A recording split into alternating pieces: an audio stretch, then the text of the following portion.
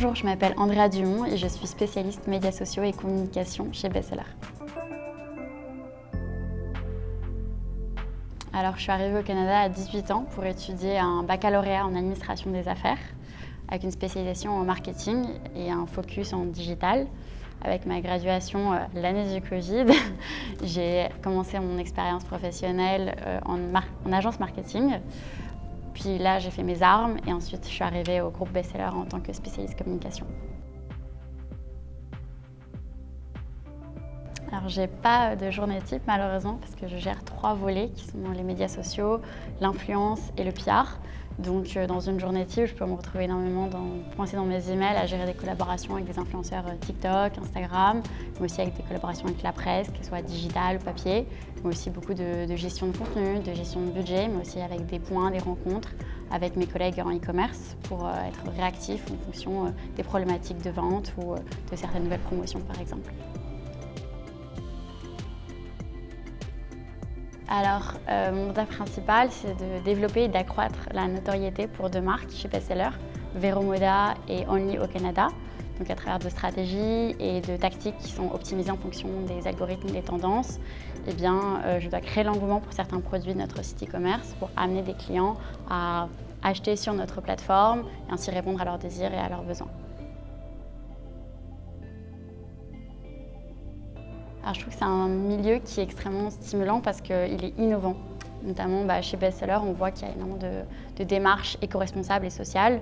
On voit chez Vero Moda, par exemple, on utilise beaucoup de matières qui sont durables, donc que ce soit des matériaux recyclés, qui sont organiques. Donc on voit beaucoup d'efforts à ce niveau-là, ce que je trouve très important. Mais aussi, c'est un milieu qui est très inspirant et qui connecte beaucoup de gens à travers différents départements, comme là on voit en comptabilité, finance, mais qui les lie grâce à une passion qui est la mode. Alors, j'ai toujours été inspirée par la mode. Je trouve que c'est un très bon moyen de réussir à montrer sa personnalité, mais aussi à montrer qui on est. Donc, je trouvais que c'était important de travailler là-dedans, puisque je marche clairement par passion. Donc, si je suis dans ma passion, je vais me donner à 1000%. Et dans un métier comme le mien, où c'est de l'évolution continuelle, c'est important d'être motivé en continu et chercher tout le temps à innover. Donc, c'est un bon moyen de mêler les deux. Comme je gère 3 volets qui sont quand même assez vastes, il y a d'abord tout ce qui est l'apprentissage continuel en fonction des algorithmes, des tendances, des choses comme ça. Mais aussi perdurer des relations de confiance et positives avec des collaborateurs, mais aussi être très actif et réactif parce que c'est un milieu qui bouge tout le temps. On l'a bien vu avec le Covid.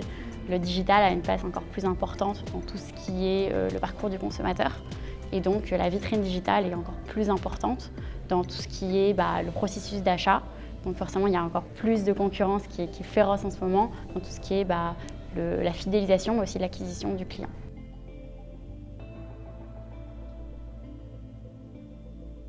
Aujourd'hui, le digital, c'est un peu la première porte vers la notoriété d'une marque. Donc il faut avoir une présence qui est forte, qui est accrue et qui est aussi inclusive et qui aussi permet de refléter l'image de marque, mais aussi la connecter avec les besoins des consommateurs et leur vision de la culture populaire. C'est énormément de défis, mais c'est très important puisque en développant bien la notoriété d'une marque, on peut réussir à soutenir tous les efforts de vente et aussi atteindre les objectifs qui sont importants, surtout dans un milieu et un domaine comme la mode. Je collabore surtout à l'intérieur de l'équipe e-commerce et avec l'équipe marketing. Le fait est que dans l'équipe e-commerce, il y a beaucoup de rôles qui sont différents et mon pôle personnel de médias sociaux, relations presse et influence dépend énormément aussi des résultats de tout ce qui est marketing, email, mais aussi par exemple des initiatives du merchandising. Donc en fait, c'est plus une sorte de collaboration perpétuelle entre tous les employés de l'équipe pour être sûr d'être amené à des résultats qui sont positifs. Alors je dirais que TikTok par exemple, c'est une des plateformes qui a le plus rugi en ce moment. C'est une plateforme qui est très dure puisqu'il y a énormément de codes, il y a beaucoup de tendances. C'est une plateforme qui bouge en continu, donc il faut rester tout le temps alerte de ce qui se passe. Mais on se rend compte qu'au final, il y a certaines plateformes qui font partie depuis de nombreuses années aussi des habitudes des consommateurs.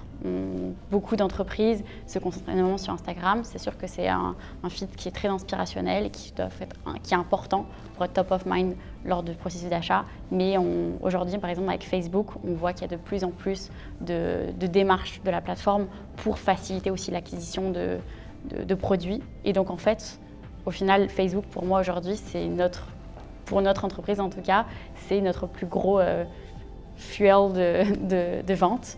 Mais c'est sûr que quand je parlais d'opportunités tout à l'heure, forcément, les plateformes comme Instagram et TikTok sont encore plus menées à évoluer. Et donc pour nous, c'est important de continuer à creuser ce genre d'opportunités et ne plus dépendre tant d'autres plateformes comme Facebook.